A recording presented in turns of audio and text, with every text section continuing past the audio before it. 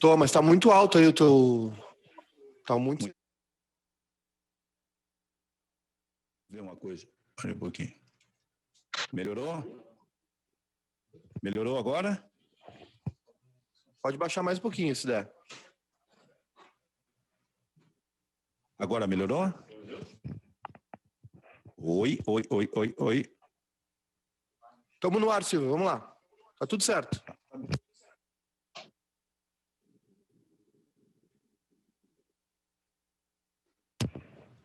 Vamos lá, gurizada. Estamos no ar. Maiká, Baldasso, Kleber Grabowska. Maiká, estamos no ar com o Bairrista Futebol Clube? Estamos no ar, Silvio. Estamos tudo aí. Tudo bem, Silvio Benfica? Como é que vai, meu querido amigo? Tudo bem. Eu só estou com, acho que, o retorno um pouquinho atrasado, um pouco de delay, mas vamos tratar disso aí para que a gente possa fazer uma boa conversa aqui. Tu tá parecendo o Tim Maia, que nos shows reclamava do retorno, reclamava de tudo, Benfica. Vai me comparar um gênio? Muito obrigado, cara. Se tu resolvesse me comparar com o Fernando Mendes, aí me preocupa. Fernando Mendes, autor de uma das mais belas músicas regravadas por Caetano Veloso em determinado momento, que é aquela assim: e agora, que faço eu da vida sem você? Você só me ensinou a te querer. Você não me ensinou a te perder, e te perdendo eu vou tentando me encontrar, né? É essa mesmo, e estás dispensado, já desse a tua colaboração no programa no dia de hoje.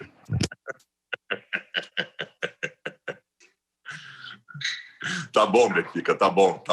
Nós temos muita coisa para discutir no dia de hoje, muita coisa para discutir. Tá, então em seguida eu vou te chamar com o primeiro assunto. Júnior Maiká, fala daí, diz aí, Maiká. Bom dia, Silvio, boa tarde, né, para todo mundo. Quarta-feira, olha, mais um dia, né, de quarentena aí para todo mundo, enfim, apesar das informações desencontradas, mas estamos aí, né, superando, levando em frente.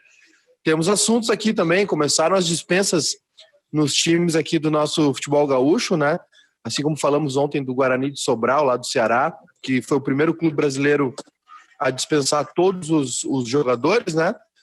Começou um movimento aqui também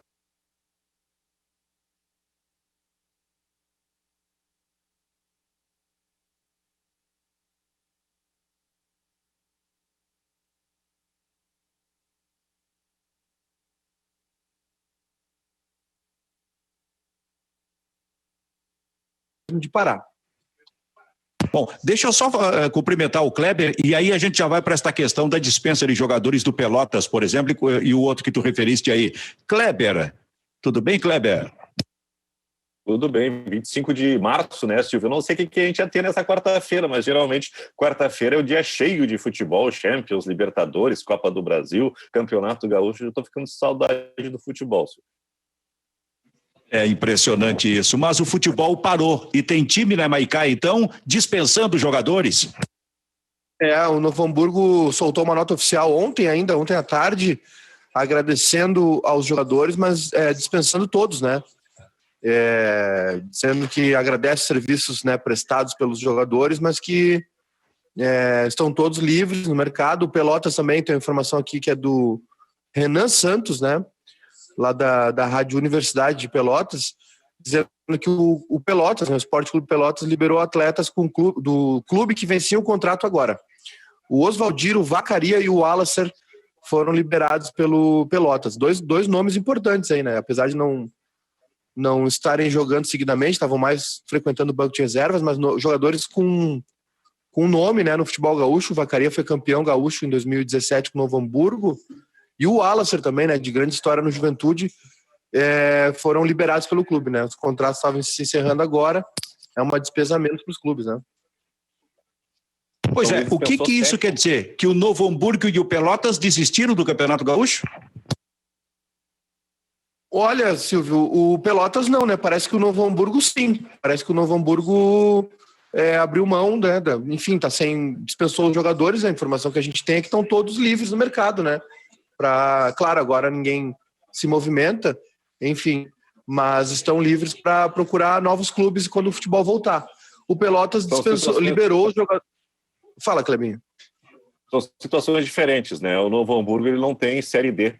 O Novo Hamburgo, o Aimoré e o Esportivo são aqueles 3 times que não tem mais nada além do Campeonato Gaúcho. Então, o Novo Hamburgo já está se pensando em 2021, né? E o Pelotas não. O Pelotas está assim como o São Luís e o Caxias está na Série D. Então, está fechando à medida que os contratos vão terminando aí, vão dispensando os jogadores. Daqui a pouquinho, se tiver futebol no segundo semestre, se tiver Série D, faz um outro grupo. Acho que os clubes já estão começando a enxergar aí o final do Campeonato Gaúcho. Chegou mais uma informação aqui, Silvio. O São Luís de Juí também dispensou 7 jogadores. Já vamos... Cara, vamos tentar pensar... Maiká, vamos tentar pensar pelo lado positivo, ainda que isso seja praticamente definitivo, isso é, que nós não teremos Campeonato Gaúcho. Mas se ocorre alguma coisa que o Campeonato Gaúcho é retomado, o que fazem esses clubes? Pois é, Silvio, eu não sei. Poucos têm o recurso da categoria de base, né? Tem até uma reunião, acredito que na sexta-feira, nós vamos ter uma reunião do presidente Luciano Oxman com... É na quinta, Kleber? Sobre a divisão de acesso também, né? Gauchão. Então, na quinta-feira, a reunião para definir aí. Primeiro teve aquela paralisação pós a rodada, né, Silvio? Na segunda passada, o Campeonato Gaúcho parou. E foi um prazo de 15 dias que foi dado aí, foi estabelecido, né, para uma nova avaliação, digamos assim. Essa reunião já está marcada, não é uma reunião de emergência, mas é para sentar e conversar e ver os rumos, né? E claro que vai pesar muito, Kleber, Baldassi e Silvio, vai pesar muito essa questão financeira dos clubes, né? Porque os jogadores estão sendo liberados justamente por falta de recursos, né? Então, sem essa perspectiva de quando o Gauchão volta, de quando a divisão de acesso retorna, né? Se estabelecer um padrão, se estabelecer uma data ou bater o martelo, olha, vai continuar ou não vai continuar, os clubes podem tentar se ajeitar de alguma maneira, né? Deixa eu dizer uma coisa para vocês. Eu ocupei o meu dia de ontem fazendo muitos contatos, especialmente com figuras diretivas do Internacional, mas com estes também eu obtive informações em relação ao pensamento de outros clubes. E eu, durante o programa aqui, quero trazer algumas informações. Como o assunto agora é o futebol gaúcho, ação que até me surpreendeu de alguma forma. Nós estávamos tratando como uma solução perene, uma solução sem grandes discussões, estabelecer o Caxias campeão gaúcho. Pois eu descobri ontem o seguinte, gurizada. O Inter e o Grêmio não abrem mão de brigar ainda pelo título gaúcho.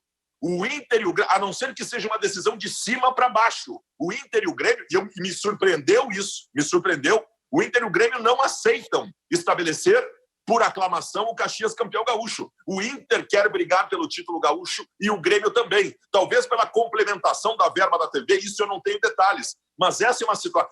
A gente não sabe quando vai voltar. Nós temos aí uma expectativa pessimista de agosto, setembro e uma expectativa otimista de maio. Então, assim, eu acho que não é tão fácil assim dizer que terminou o Campeonato Gaúcho. Pelo que eu ouvi ontem, a coisa é bem mais complicada. Pois é, mas o que eu penso é o seguinte, vamos dizer que o Campeonato Gaúcho se encontre uma solução para realizar o Campeonato Gaúcho, retomar o gauchão lá por julho, agosto, por exemplo. O que vai fazer um time como o Novo Hamburgo, que está desistindo do gauchão, poderia contratar novos jogadores? Legalmente isto seria possível? O que acontece com o São Luís de Juí, que dispensou 7 dos seus jogadores? Enfim, como é que ficaria a fotografia desta retomada do gauchão, caso isso ocorra lá em julho, agosto, por exemplo, porque a dupla Grenal, por aquilo que está dizendo o Baldasso, não se entregou. Ela quer disputar e quer ganhar o gauchão. Eu acho que essa retomada, gente, ela se daria num molde final. Não com o Inter e Caxias decidindo o Campeonato Gaúcho, mas, sei lá, pegando as 4 principais campanhas e fazendo semifinal, alguma coisa assim. Eu acho que a retomada não seria a pleno, não seria de onde parou, porque acho que isso nem deve ser possível. E acho também que se estabeleceria que não haveria rebaixamento nesse ano. Acho que essa briga por rebaixamento ela não se conclui. Agora, pelo título, alguma coisa deve acontecer. Fala, Maicá. Para se concluir o campeonato ainda precisam de 7 datas, né? Eu acho que essa questão do rebaixamento, eu acho que já está bem encaminhado.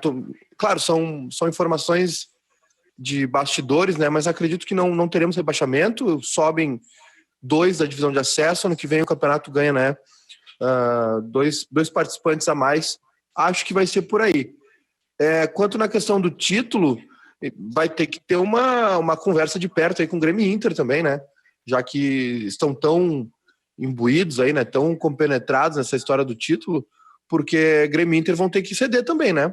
Porque na questão financeira que envolve os clubes, tem uma questão legal também que é o seguinte, o Novo Hamburgo dispensou o seu grupo de jogadores. Vai contratar gente nova? Como é que vai fazer? O ano do Novo Hamburgo se encerrou. Não tem Copa do Brasil, não tem Gauchão. Como é que fica? Vai ser rebaixado por VO, enfim. Então vai são muitas pontas, né, que precisam ser amarradas. Agora, se tiver data, eu acho melhor jogar, sinceramente. Quem puder jogar, só que a gente não pode ter um prejuízo para quem teve um prejuízo, né? Como que era o caso do Novo Hamburgo, do São Luís, por exemplo, que não tem calendário de segundo semestre. Esses clubes não podem ser prejudicados, na minha opinião. Kleber Grabowska.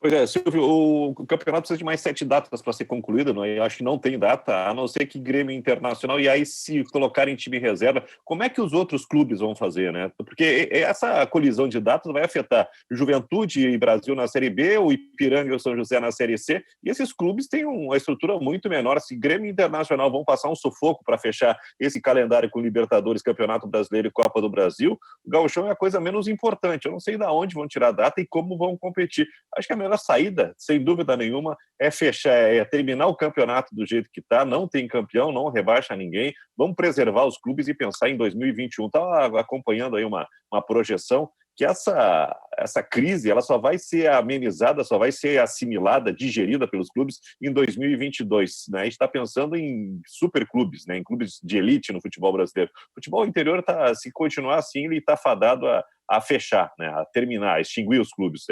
Não só na divisão de acesso que está parada, mas inclusive clubes da Série A. A situação do Novo Hamburgo já é uma previdência ou uma providência para o clube não fechar.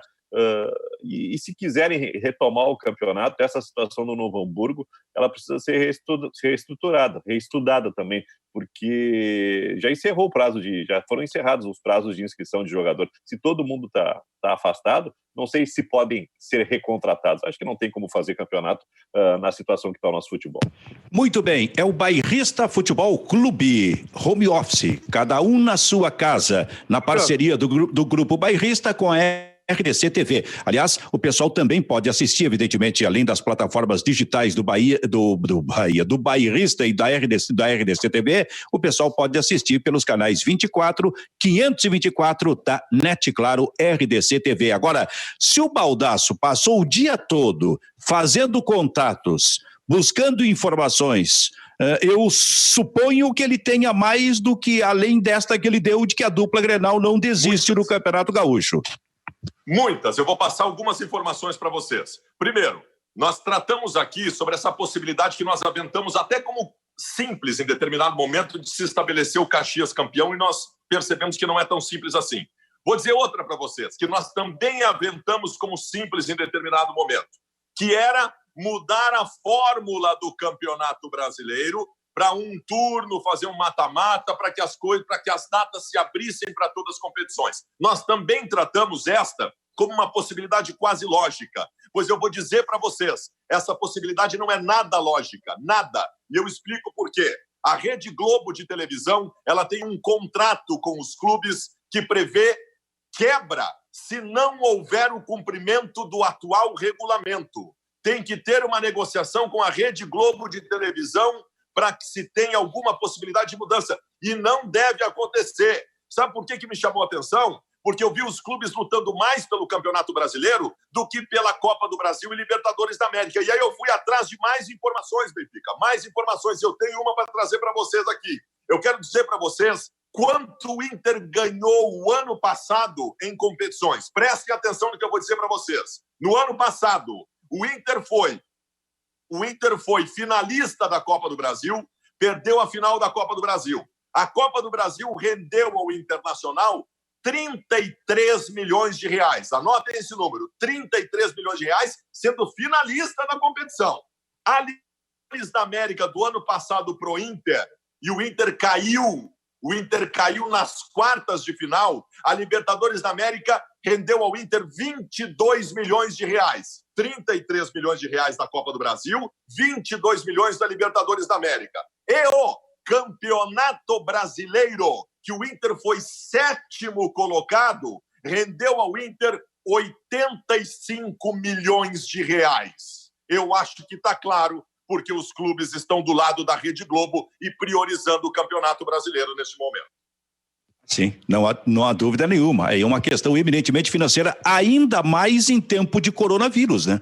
Porque o coronavírus faz com que os clubes percam dinheiro. Os jogadores estão agora no início de abril por entrar em férias. Há uma negociação dos clubes que até passa pela CBF, mas a CBF não quer avalizar, como ocorre a pedido dos sindicatos dos jogadores, especialmente do Rio de Janeiro. A CBF não quer avalizar isso aí, mas uma negociação entre jogadores e os clubes que envolve redução de salário, mas isso não quer dizer que seria rompimento de salário. Então, os clubes naturalmente vão perder no futebol brasileiro como um todo, especialmente os pequenos. A gente já viu aí por estas informações trazidas pelo Júnior Maicá, mas de qualquer maneira, também por isso é evidente que o que a dupla Grenal está projetando, o Internacional, por exemplo, são questões relacionadas àquilo que pode ganhar pela Rede Globo através, por exemplo, do Campeonato Brasileiro, né?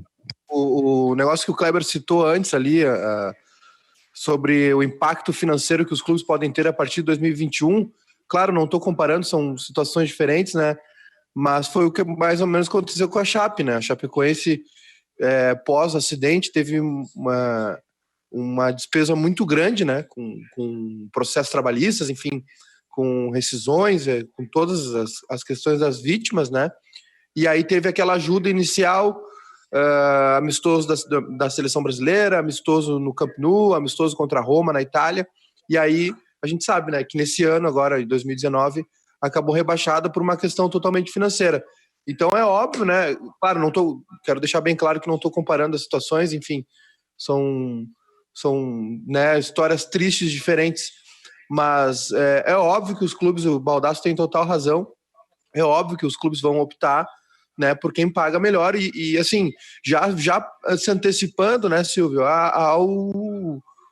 ao problema financeiro que vai sobrar dessa questão aí do coronavírus, tratando agora especificamente de futebol, né, do que estamos falando, mas é um clube, né, um clube que tem despesa com funcionários, enfim, impostos, uma série de obrigações também, assim como todas as empresas vão ter problemas, né, os clubes também, e aí é óbvio que eles vão priorizar quem paga mais, não tenha dúvida disso, e também a gente não tem nem como condenar isso, né. O Baldasso, é leite que tu estás tomando aí? Não, é água de coco. Ah, eu achei, viu, Kleber, que o homem estava no leitinho. Não, mas é uma embalagem muito delicada, né, para tomar água de coco. Ele traz um Tetra Pak ali de 8 litros, né? Não, o que me chama a atenção é o seguinte, nós estamos... Isso que eu chamo... Tá puro essa água de coco? Tá pura? Não, mas o que me chama a atenção é o seguinte, nós estamos com mais ou menos uma semana de confinamento. Por enquanto, até aqui, ele está sendo bem tratado em casa. É aquele negócio do sujeito que cai do 20º andar, quando chega no 10º, ele está caindo, vai estatelar lá embaixo, mas quando ele chega no 10º, ele diz, até aqui tudo bem. É o que está acontecendo com o Baldasso por enquanto. Ô Silvio, tu sabe que a Monique é uma das poucas pessoas que tem autorização para sair de casa, né? Ela tem 2 horas por dia para sair de casa, sem problema nenhum com a prefeitura, sem tomar multa nenhuma, né? Para fugir do Baldasso. E se tivesse mais de 60 anos de idade, ia ganhar uma autorização especial da prefeitura.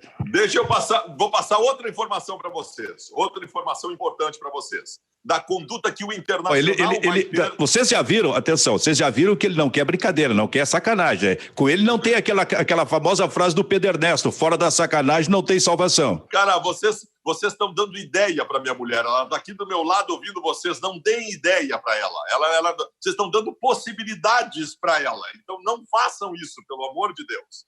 Ó, deixa eu dizer para vocês, outra coisa importante. A negociação do Inter com os jogadores, tá?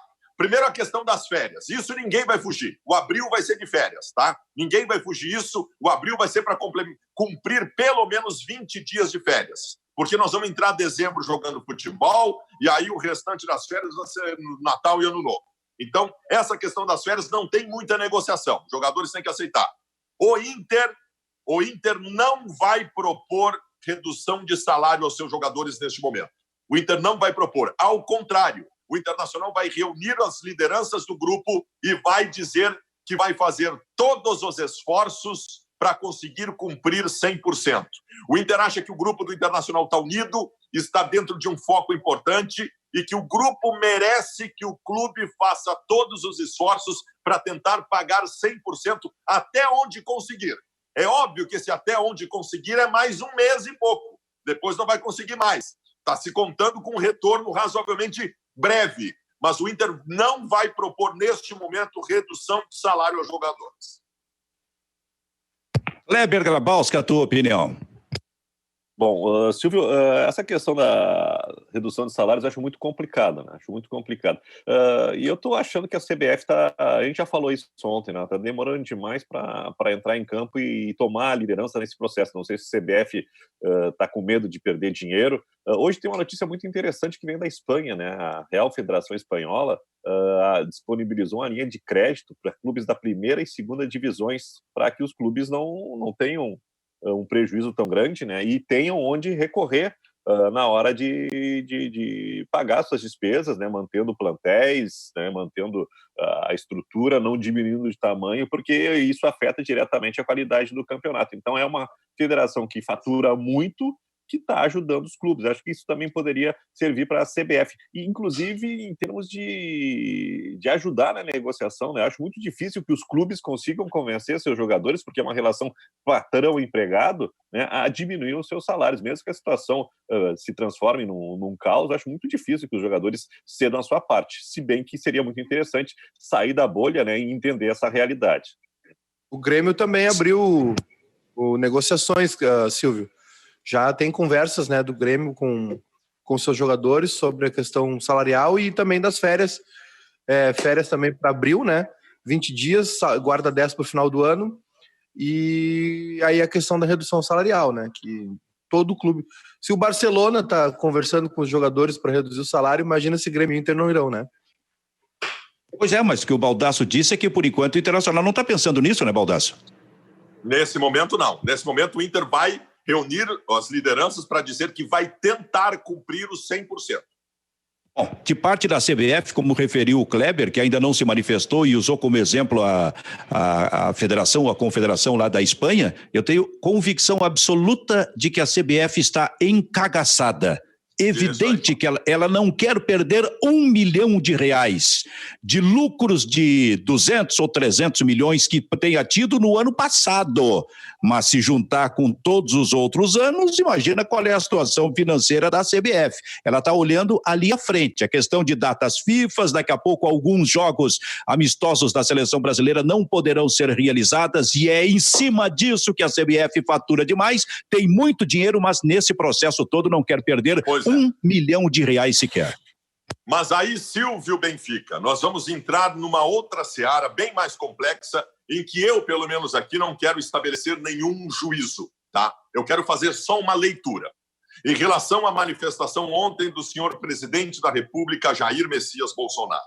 O presidente da República ontem, o que fez em seu pronunciamento foi nada mais, nada menos do que estabelecer uma pressão gigantesca do grande e primeiro líder do país, uma pressão gigantesca em todo o status quo, em todo o contexto, para que, de forma urgente, se volte às atividades normais. Ele está certo ou errado? Não sei e não quero fazer esse juízo, mas é uma pressão gigantesca colocada pelo presidente da República, que não decide sozinho, é verdade, mas é influente no que diz respeito ao que disse ontem à noite. Eu sei que o Ministério da Saúde e muitos dos pares do presidente estão dizendo justamente o contrário. Mas eu acho que esta pressão, que é da parte econômica do país, não da parte de saúde, ela pode ser determinante para que os próximos dias sejam decisivos no que diz respeito à análise da evolução da doença.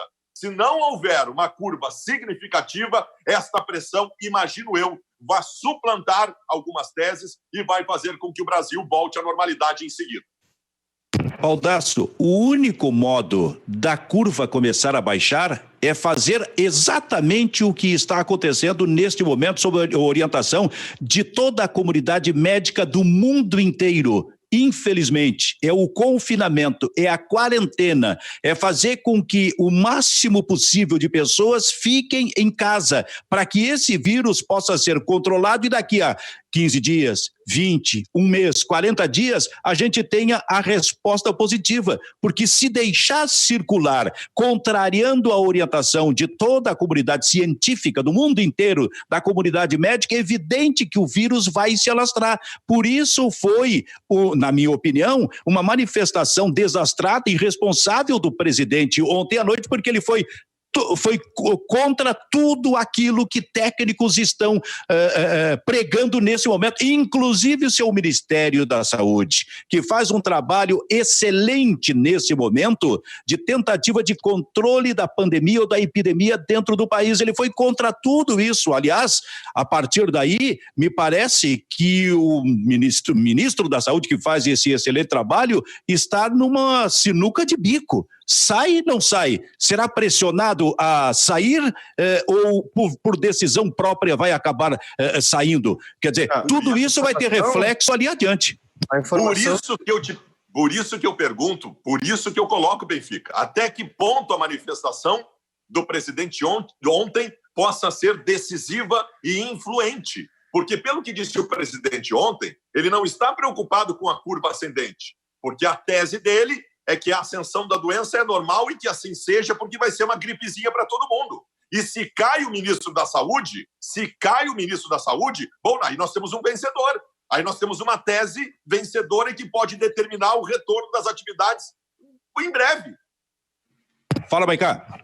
Não, a informação é que não é oficial ainda, mas é que o ministro Mandetta da Saúde está de saída do governo. Não se sabe qual foi o motivo, se é demissão, se é pedido de demissão. Informações que dão conta de que ele está preocupado com o histórico dele como médico, né? Ele é um técnico, né? E ele está todo dia exposto, dando entrevista coletiva, longas entrevistas coletivas diariamente, pedindo para as pessoas ficarem em casa, seguir o exemplo mundial, né? A Índia ontem anunciou o confinamento de 1,8 bilhão de pessoas. Os Estados Unidos é o novo epicentro, realmente. Nova York deve entrar num estado de caos nos próximos 10, 15 dias. Se estima um número de 40 mil infectados em Nova York, né? Os Estados Unidos, assim como o Brasil, não deu muita bola, acho que até pela ideologia dos dois presidentes, né? Acabou desprezando um pouco o perigo do coronavírus, acabou se mexendo tarde demais e, claro, o volume de turistas, de gente chegando em Nova York, por exemplo, né, é muito maior do que São Paulo, enfim. Então, e aí o ministro Mandetta parece que realmente está de saída do governo, né? É um ótimo momento para a gente perder um médico, né? Um ministro da Saúde, né? Um momento adequado para a gente perder um ministro da Saúde. E é porque ele tudo que, comprovadamente, no planeta todo, a curva de contágio sempre caiu quando foram adotadas as medidas de confinamento. Então, fica difícil para um cara que é médico, realmente, né? Está exposto diariamente num canal como a Globo News, enfim, dando coletivas longas, pedindo para todo mundo se higienizar, lavar as mãos, evitar o contato e ficar em casa. E quando veio o presidente da República chamar uma pandemia mundial histórica, que a gente não via, sei lá, há um século, há 100 anos, chamar de gripezinha. Então fica muito difícil realmente quando a gente tem um governante, um líder como o Bolsonaro que vai para a TV desmerecer, minimizar, atacar o Drauzio Varela, né? Às vezes eu acho que o Bolsonaro ele ainda acha que está no programa da Luciana Gimenez, né? Ele ainda não sabe o cargo que ele ocupa. Eu não sei se o Kleber vai dizer alguma coisa, só antes das informações. O Dinho Ouro Preto foi diagnosticado com coronavírus. O príncipe Charles foi diagnosticado com coronavírus. Imagina como está o Palácio de Buckingham nesse momento, cuja rainha e o esposo tem mais de 90 anos de idade. E lá dentro tem um diagnosticado com coronavírus. Fala, Kleber. Com a possível saída do Mandetta, acho que já tem um candidato ao Ministério da Saúde, né? Osmar Terra, que é um médico que acha que o coronavírus não existe, né? Não, a informação, Silvio, Kleber, é do Alberto Almeida aqui, né? O autor de A Cabeça do Brasileiro, A Cabeça do Eleitor. Ele tuitou agora há pouco, um cara muito bem informado, enfim, dizendo que a informação realmente vai se confirmar. Tinha uma coletiva agora marcada do Bolsonaro com o ministro, né, o Mandetta, o ministro da Saúde, que foi cancelada, e aí a chance maior é do Antônio Barra Torres, que é médico e contra-almirante, que atualmente é presidente da Anvisa. Sua maior qualificação é ser olavista. Como ministro da Educação e das Relações Anteriores, Torres é radicalmente contra o confinamento da população. Nossa, vai mudar inteiramente, digamos, a orientação passada pela equipe médica do Ministério da Saúde para todo o país. Uma mudança radical de uma hora para outra. Esta quarta-feira promete demais, hein?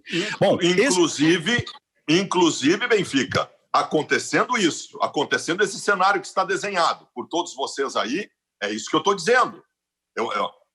Eu também acho um absurdo. Eu acho tudo que vocês acham. O que eu estou tentando é estabelecer uma leitura. Este cenário que vocês estão colocando, essas informações que o Maicá deu sobre a troca e quem está assumindo, levam a crer que nós teremos, em seguida, a volta à normalidade, entre aspas, do Brasil, com as pessoas saindo das ruas.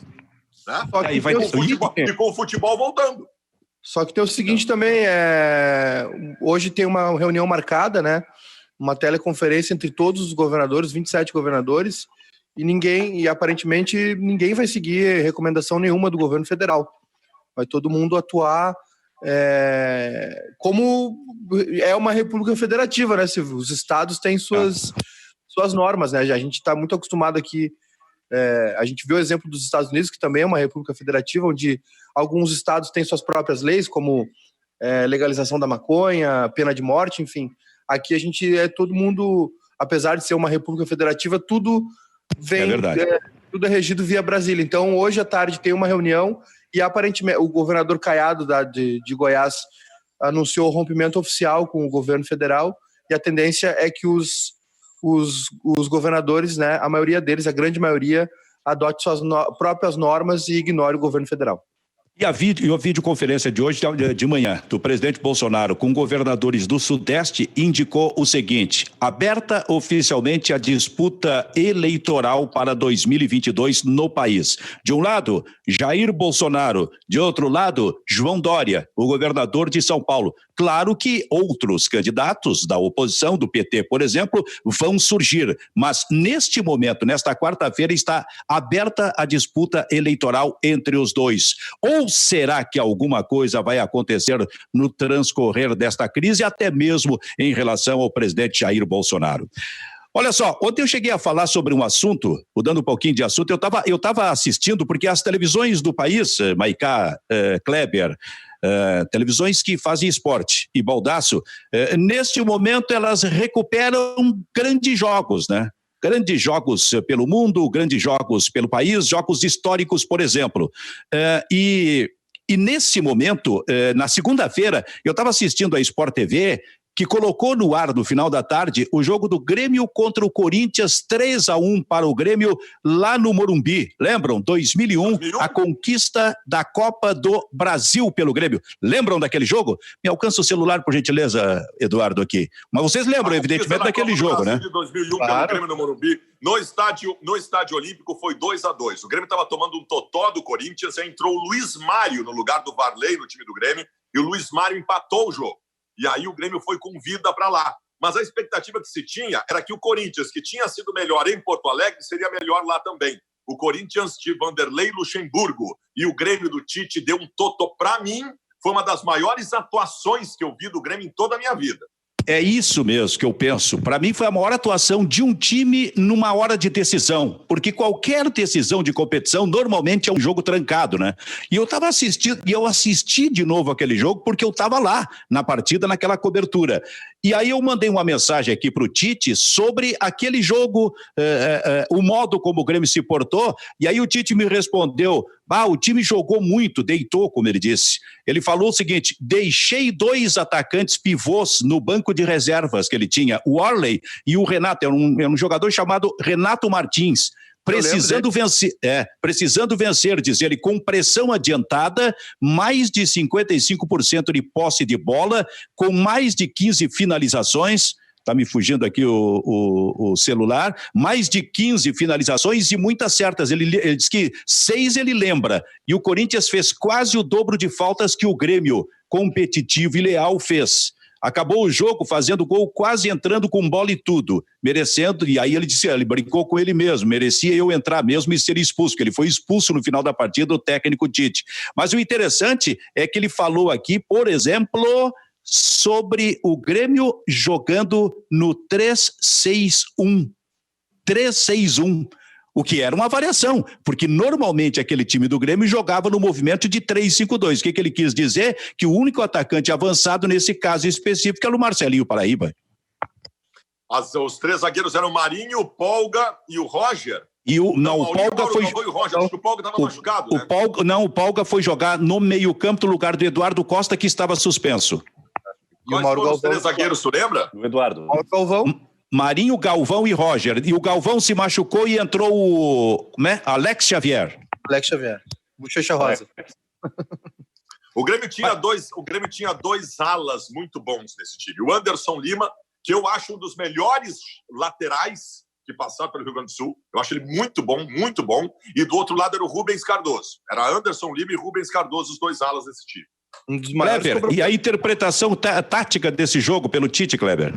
Quem é que recuou desse time para fechar 6 no Não, eu acho que ele entendia o seguinte, que o Luiz Mário também jogava naquele movimento de meio, né? Junto com o Polga, junto com o Zinho, junto com o Tinga, enfim, e os laterais. 3 zagueiros, 6 jogadores no meio com os laterais e um adiantado que era o Marcelinho Paraíba. E aí me chama a atenção a utilização do Luiz Mário nessa linha de 6 aí, né? Com 2 laterais, 2 alas, né? 2 alas apoiadores e o Luiz Mário puxando velocidade por dentro daí, né? Exatamente. O que ia falar, Maiká?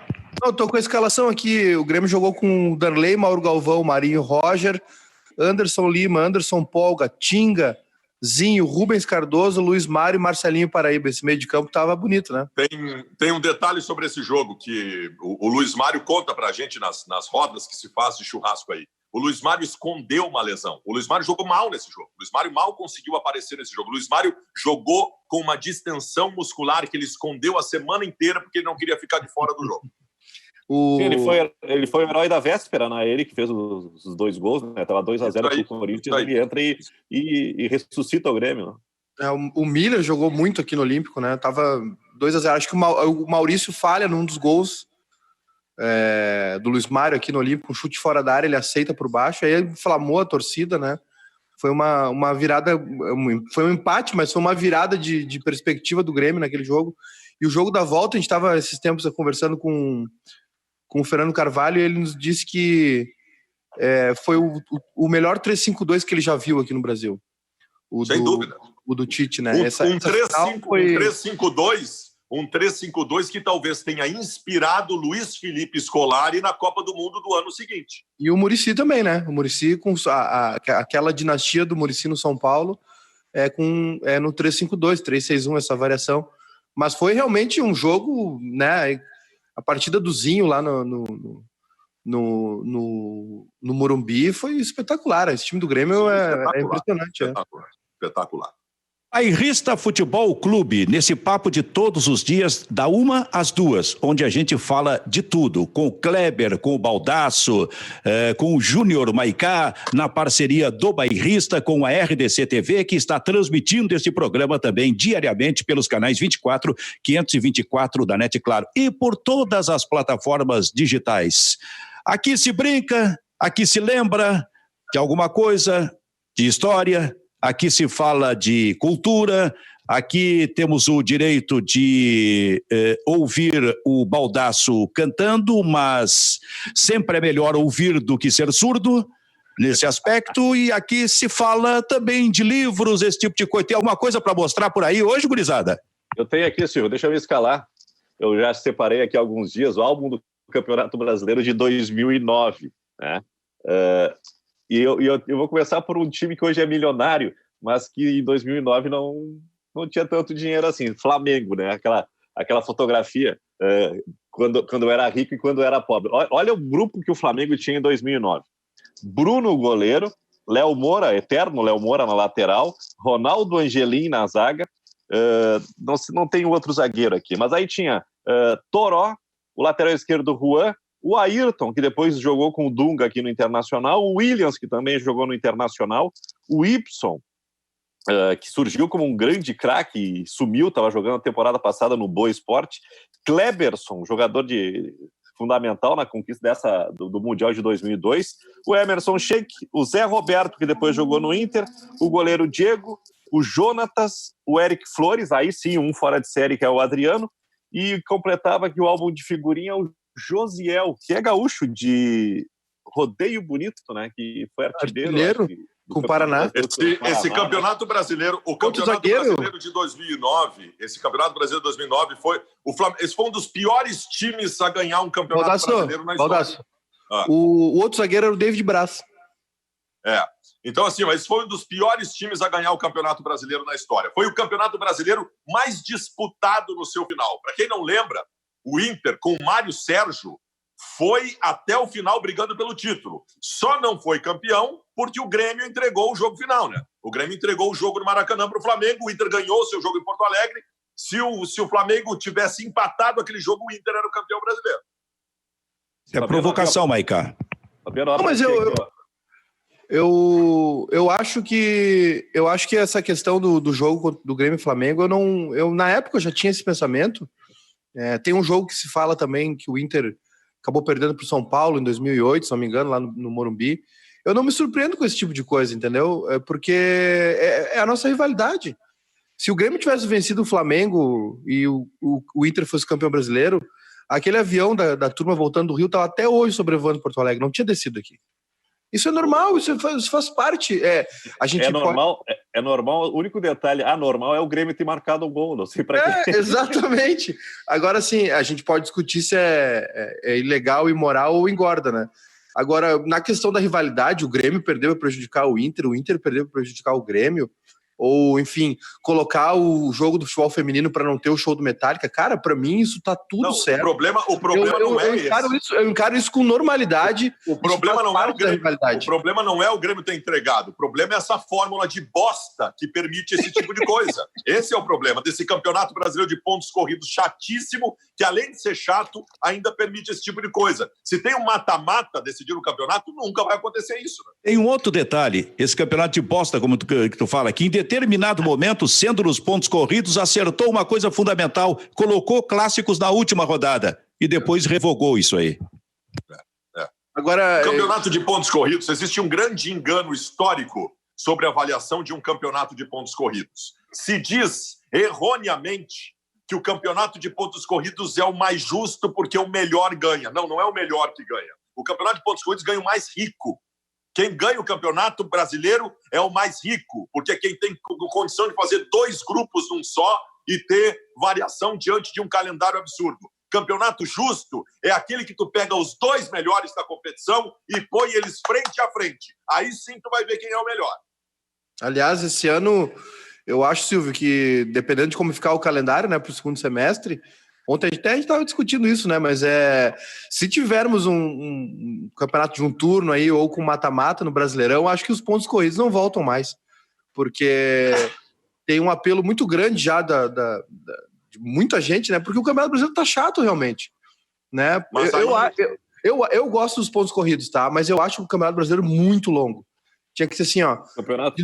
Tinha que ser eu acho que nos moldes da Alemanha, Clebinho, 18 clubes, né? 3 na zona de rebaixamento, 2 caem automaticamente, um joga um... Não sei se na Inglaterra é assim, tem o playoff, o mata-mata de rebaixamento, 18 clubes, cara, tá ótimo, 18 ou 16 até, porque 20 clubes aí, tu tem que ver CSA e Avaí numa segunda noite, não dá. O mata-mata é a única maneira de tirar o título do Flamengo. Do jeito que tá o Flamengo. É isso aí. Sem é dúvida. Isso aí. Mas aí a questão, aí entra aquilo que a gente conversou antes, né? A senhora Rede Globo de televisão paga 84 milhões e meio para o Internacional para ter o Inter jogando em 38 rodadas. Tem que ter uma negociação, tem que ter um convencimento. É um processo, né? E outra coisa, esse futebol pulverizado, como é na Inglaterra, primeiro que aqui não se justifica, né? Porque o nosso nível está mais baixo. E segundo, não é interessante para nenhum canal de TV ter um campeonato com 3 ou 4 postulantes. Interessante é ter um forte, firme, que dê espetáculo, que goleie, que gere todo esse buzz, que vire documentário, que vire matéria durante toda a semana, que é o que está acontecendo no Brasil. Brasileiro. Era para a gente já estar como na Espanha. É que o Corinthians fez um negócio ruim no seu estádio e não conseguiu ainda usufruir do seu dinheiro. O Flamengo botou as contas em dia, em 2 anos, contratou um jogador por quase 100 milhões de reais. Quem é que fez isso? Nunca. A nossa cultura é diferente. Ter campeonatos de pontos corridos em toda a Europa não significa que aqui a nossa cultura absorva isso. Nós, brasileiros, nós gostamos do grande show. O brasileiro não gosta de futebol. Brasileiro gosta do seu time. Nós, do Brasil, nós somos o povo que vê o Gustavo Kirten ganhando um grande título mundial e no outro dia nós estamos tudo jogando tênis para aprender a jogar tênis. Aí quando sai o Gustavo Kirten, nós não lembramos mais que existe o tênis. Nós somos diferentes. Nós nos apaixonamos pela Fórmula 1 quando tem um brasileiro ganhando a Fórmula 1. Nós não gostamos de Fórmula 1. E o brasileiro não gosta de futebol. O brasileiro gosta do seu time. O brasileiro quer ver o seu time brigando por todos os títulos. E o Campeonato Brasileiro, da forma que só permite que alguns briguem efetivamente pelo título. Muito bem. Era uma placar que tu estavas mostrando? Era isso, Kleber? Não, é um álbum de figurinha, Silvio, de 2009. Sim. Só deixa eu mostrar para o Fabiano matar a saudade aqui como é que era o da Alessandra em 2009. Olha só. Ai, que amor! Que coisa mais linda! E para o Maicá, um jogador que eu queria saber se faz falta no Grêmio ou não, se tinha lugar. Vamos ver. Vamos ver se a imagem entra bem aí. O Jonas? O Jonas? O Jonas fez muito gol, né? 42 gols, parece, numa temporada. Absurdamente. Ele tá acho que ele tem 70 e tantos, né, na história do... Esses tempos no programa que a gente fez aí, direto do estúdio da RDC, que a gente levou o Christian, era a semana de Grenal, eu mostrei uma camiseta do Christian na Copa das Confederações em 99, no México, né? Quando ele era o reserva do Ronaldo Nazário, Baldasso. Imagina. Nossa. Era Ronaldo Nazário e Christian, os centroavantes da seleção brasileira, na Copa América que revelou o Ronaldinho, e depois na Copa das Confederações o Ronaldo Nazário não estava. E aí o Christian assumiu a condição de titular. E aí eu mostrei a camiseta dele naquela competição e falei que tinha uma do Ronaldinho também, ó, que era essa aqui, ó. Vamos ver se aparece aí. Que loucura, rapaz. Essa era de 1999, a camiseta do Ronaldinho. E olha como era a camiseta na parte da frente. Que loucura. Isso é histórico, cara. Isso é histórico. E o número do Ronaldinho na competição tá aparecendo aí? O 7. Sim. Número 7. O Alex era o 10, né? Era o Alex? Não recordo, mas o Ronaldinho jogou muito também na Copa das Confederações. E quando chegou em Porto Alegre, como eu falei, a vida dele tinha mudado radicalmente. Este Ronaldinho, um gênio atrás das grades, é possível entender isso aí, rapaz? Há quase 2 semanas preso no Paraguai o Ronaldinho, hein? E não há uma perspectiva, né? Não há nada que indique neste momento que exista uma perspectiva de, sei lá, um habeas corpus, eu não sei como é que funciona, que termo técnico eu daria, mas uma liminar, alguma coisa assim que possa liberar. Pelo jeito, a justiça paraguaia vai levar firme ao rigor da lei. E para ele é péssimo, óbvio, né? É que o caso Ronaldinho, né, Silvio, foi mais ou menos parecido com parece, né, que é uma devassa tipo a Lava Jato, assim. A Lava Jato é uma Cherokee, uma caminhonete que estava no nome de um Lava Jato num posto de gasolina, né, puxaram uma pena, saiu uma galinha. E parece que a história do passaporte falso do Ronaldinho, além do crime de falsificação, enfim, tem um agravante que, né, parece que tem um novelo ali de puxar essa ponta dessa linha e tem um novelo bem enrolado ali de lavagem de dinheiro, enfim, gente importante envolvida. Acho até que claro, aqui é uma análise pessoal, naquela tentativa de liberar o Ronaldinho rapidamente, né, já era algo do tipo assim, vamos lá, vamos encerrar esse assunto aí para logo não ter mais o que falar, né? Só que aí vem o pessoal da Justiça Paraguaia, segurou, falou, não, tem que ficar preso, tem mais coisa nesse rolo aí, vamos desvendar. E aí o Ronaldinho vai ficar preso até se explicar, né? Como é que tá a Supercopa Bairrista em Maicá? Tá indo muito bem, Silvio. A gente estamos chegando aí no final da primeira fase. Até quinta-feira a gente encerra foram, sei lá quantos jogos, 60 jogos? 32 jogos, né? Um jogo de mata, sempre favorecendo os gaúchos, obviamente. E a partir de agora nós vamos ter a segunda fase. O pessoal tá muito Quais legal. foram os jogos de ontem? Ontem nós tivemos o glorioso Tupi de Criciúmal contra o Vasco. Perdeu, infelizmente. Quem é que eliminou o Milan? O Gaúcho Passo Fundo eliminou o Milan. Parece saber, para os italianos saber com quem eles estão lidando. Exatamente. Tivemos um monte de jogos. Tivemos Caxias e Inter de Milão, né? O clássico da polenta. Terminou com vitória do Caxias. O Igrejinha mandou o Real Madrid para casa, não suportou a pressão, né? Mesmo? É verdade. Tivemos grandes jogos até o momento. Tem mais... Vai ter Grêmio e Mazembe, foi por sorteio, a gente... Não. Sério? Essa aí é para encerrar o programa? Nós vamos ter Grêmio e Mazembe, foi sorteio, a gente fez o sorteio ao vivo, né, numa transmissão ao vivo, e deu Grêmio e Mazembe. O Inter eliminou o Palmeiras, enfim, estamos aí com a nossa Supercopa. Vamos seguindo, né, dando risada, enfim. E tem o nosso festival também, né? Ontem tivemos com o Luiz Marenco, hoje é com o Tavares, direto de São Paulo, festival bairrista de casa, né? Pessoal em casa fazendo música pro pessoal que tá em casa, a gente tá tentando divertir a rapaziada, né?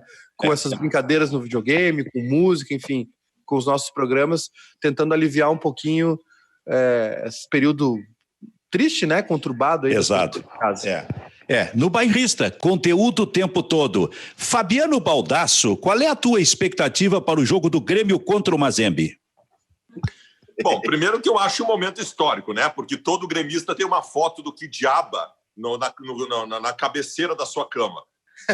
Todo gremista, antes de dormir, olha para a foto do Quidiaba e apaixonadamente dá boa noite, dá um beijinho antes de dormir. Então, eu acho que é um momento bonito do futebol gaúcho. A grande paixão que os gremistas têm pelo Quidiaba e se encontrando agora. Acho legal isso.